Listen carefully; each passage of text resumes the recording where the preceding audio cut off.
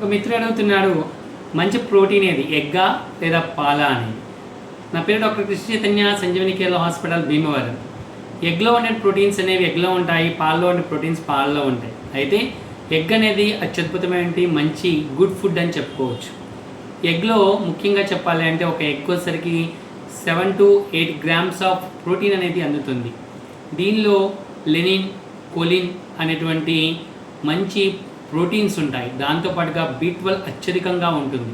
ఇది morning time తీసుకున్నట్లయితే మంచి ఫలితాలు ఉంటాయి. అయితే పాలలో ఒక కప్ ఆఫ్ మిల్క్లో 8 grams ఆఫ్ ప్రోటీన్ అనేది పుష్కలంగా ఉంటుంది. దాంతోపాటుగా వే అండ్ కెసిన్ అటువంటి ప్రోటీన్స్ దీనిలో చాలా ఎక్కువగా ఉంటాయి. దాంతోపాటుగా విటమిన్ డి, కాల్షియం, ఎముకల బలానికి ఉపయోగపడే ప్రోటీన్స్ బాగా ఎక్కువగా ఉంటాయి.